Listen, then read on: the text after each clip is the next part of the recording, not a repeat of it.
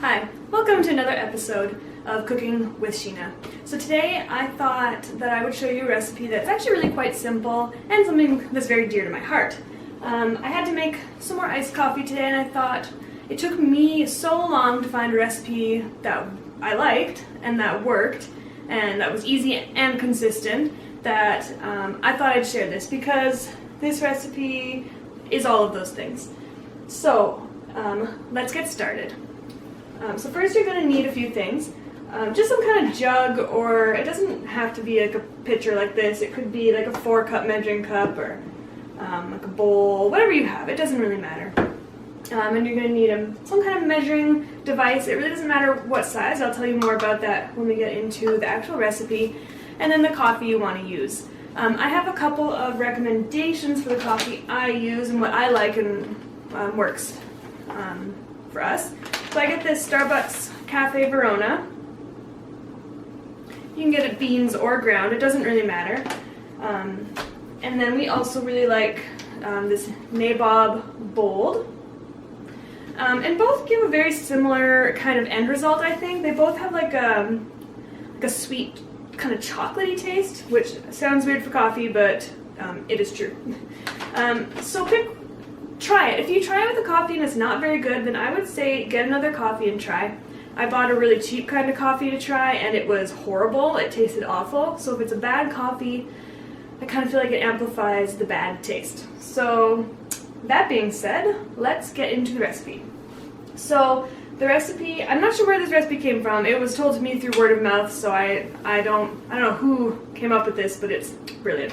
This is a cold brew method, so we're not adding any hot water, which I find, and I guess generally is the consensus, that brings out bitter tastes in the coffee, like the bitter notes. So if you drink coffee that's hot and you're like, it's kind of too bitter for me, this does not happen with cold brew. It brings out like sweet notes.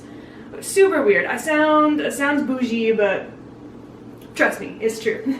Okay, so the recipe for the iced coffee cold brew is 1 part coffee to 4 parts water. So you could use 1 cup measuring cup and do 1 cup of coffee and 4 cups of water. You could use, if you want a small batch, you could use a 1/4 cup coffee and 4 1/4 cups, which would be 1 cup of water. So you can make the size of the recipe. It's just an easier term of measurement to say part rather than cup. So you can change it to make however big a batch you want that meets your needs.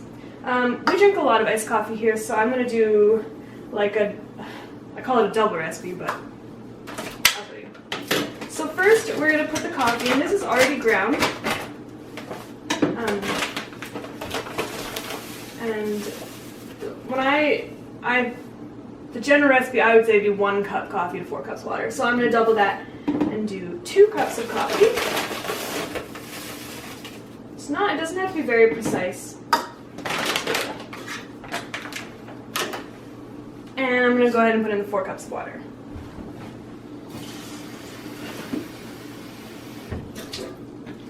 Actually, I already know that this jug, I'm not going to measure it because I know that, sorry, I said 4 cups, 8 cups of water, that this will be full. So I'm just going to go ahead and fill that up. Super quick. Don't use hot water because then, I've never tried it, but I assume that it would still maybe bring out some bitter notes. Just cool or room temperature, not a big deal. Alright, my jug is full. I know that is 8 cups of water. And now we're just going to want to mix it up a little bit because the grounds, I don't know, they're like lumped together and they kind of become hydrophobic so the water doesn't get through them. So my jug I have has a mixer. You could use a chopstick, wooden spoon, metal spoon, doesn't matter, anything. I'm just gonna carefully, so I don't make a mess, just mix that around, make sure everything's all mixed. And then, that's it. I'm gonna put it back here, and there is where it will stay for a day. There's no precise amount of time. I usually, like, it's mid-afternoon, it's like 1 o'clock now. I'm doing this when I get to it tomorrow. It might be 1 o'clock, it might be noon. It just depends when I want my iced coffee tomorrow. So it's not like set in stone how long you have to let it steep on the counter. You could do 12 hours, I think would be fine. I have made it kind of in the evening and then dealt with it just like next early afternoon, so it's not even been 24 hours, and it's fine. It's delicious every time. So I'm not gonna use the magic of time and go to tomorrow and fill this out for you, but I will discuss how do you get from that to actually something that you can drink now, because this is full of coffee grounds. There are a couple of things. So this is the setup I use. This is it's a camping kind of coffee maker. You can buy, I think, just like anywhere, I think. This one's really old, I got it at a garage sale. So this is something you can use. You put a filter in here, and then you would just pour it, and it has a hole, and it just filters it all out. This is what I use because it's easy. I can set it down, I don't have to hold it. It holds most of the coffee that I put through. I might have to empty it at some point.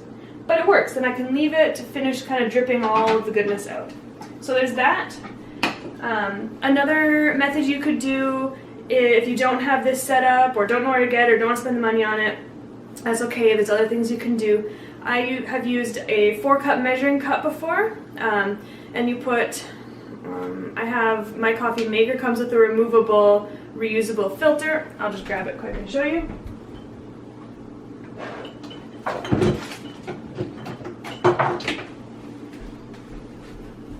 Like this. It's a fine mesh, so I would put a filter in here still, because when you strain the coffee, this silt kind of stuff does come off of it, which is totally fine. It settles out, or you can just shake it up and drink it. You don't even notice that it's so fine, but this would just let a little bit more through, so I'd still put a filter in.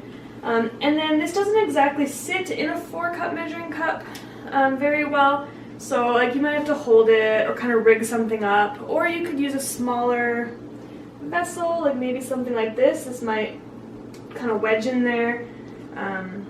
That would work. If you have time to hold it, that you can figure something out. And another method, if you don't have any of those things, you could use just a normal funnel and throw a coffee filter in there. If that would do the same thing. Or if your coffee maker is like mine, it has where the carafe is in, there's a lever it hits so that anything that's making will pour in, so you can take the coffee out and pour a cup before it is done, and it will stop it. So you can filter things through there without having to heat it and go through the coffee cycle. So I would just put a filter in, stick my carafe in the coffee maker, and then just pour my iced coffee through the filter, and it will just go right into the pot.